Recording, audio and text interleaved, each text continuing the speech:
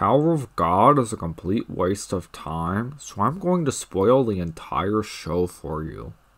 We get this moron named Bamwich, who has nothing established about him aside from being the biggest simp the universe has ever seen. His entire personality is to stare at things and react to other characters doing things. That's the full extent of Boron's characterization. I don't understand how anyone can tolerate being spoon-fed a nothing character that's handed everything and does nothing. Blowjob is physically incapable of handling anything until, like, episode 13, where he protects the girl he's simping for from some weird-ass fish thing. The girl, whom, by the way, is the bad guy. Her name is Rachel, a character who also has nothing established about her. She teaches Bam basic shit that anyone conversing in the same language should know. But Bamity somehow doesn't know what fight or conflict means. Did he live under a rock the entire time? How is that even possible? How long was he under the rock for?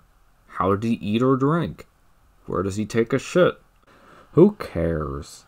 The Tower of God fans are gonna call everything I say a nitpick. Back to Rachel, bitch. After spending 6 to 8 months with him, she attempts to separate herself from Bamsterdam and go up the tower. Bland, meanwhile, experiences withdrawal symptoms and chases after her. He pins her down, to which he says, "The tower sucking dick is calling out to me," before going poof into a cloud of particle effects. Brunch suddenly finds himself on, like, the first floor of the tower, which is the start of his stupid, boring-ass adventure. And he's going up the tower to find Rachel, but he finds her in, like, 6 episodes on the next floor. Genius. I could not have seen this coming. The last of the main characters we get introduced to is this blue-hair snarky smart guy, whose entire character revolves around making these plans that he reveals a couple seconds later like a moron. You stupid idiot. Why aren't you saving this for the last round? You have an ace up your sleeve and you're fucking wasting it on these nothing dumbasses. However, he has something that neither Bland nor Bitch have, called a backstory. We're told that Genghis Khan here was betrayed by some people and he's pretty hung up about it. However, that's the full extent of his character and he has no personality or motivation to speak of. The worst part about Tower of God is the side characters. Boy, there's a lot of side characters. There's way too many of them, and I just don't care. All the author did was copy the same personality of yelling loudly and repeat this over a dozen times. They especially do this during, like, serious scenes and fuck them up by yelling stupid shit accompanied by the same cutaway syndrome that plagues Ruby, where the characters just stand around and stare at each other like a beached whale. Yeah, I see you, Joe. You're firing your powers? Oh boy, I'm going to stand here at this flat angle and talk about you firing the thing that you've just fired. How engaging. Not to mention that the character designs are so random and incoherent, I wouldn't be surprised if the authors didn't give a shit about culture or historical fashion choices. Anyway, the powers and abilities in this series make no sense and there's no tension because every character has whatever power the script needs them to have. This guy, who looks like a knockoff Pokemon trainer, he just pulls out this bat thing that grows in size and just slams it into people.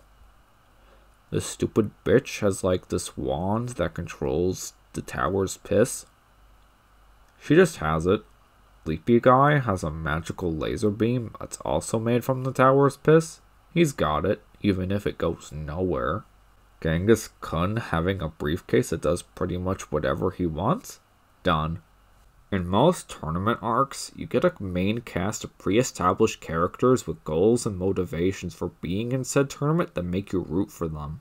Tower of God has none of that. It's just a bunch of random chumps doing mindless fighting over an unclear objective and goal. These scenes, called tests, are nothing more than stupid, arbitrary, luck-based bullshit that makes no sense at all. The tests are handled by these people called rankers, who are people who've climbed the tower before, but they really don't do anything. They're just kind of there to be like, hey, assholes, do this stupid shit. And then the characters go and do the stupid shit. The setting itself is fucking atrociously bad.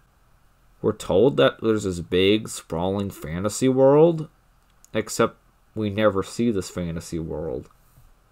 The setting is so vague that Miles Luna probably wrote it on like a post-it note, and then he tore it up into pieces, and he put it through a shredder. He handed it to Grey Haddock, who shoved it up his ass. I think the most offensive bit about the show is that nothing happens for 13 episodes, and Bamwich decides to say,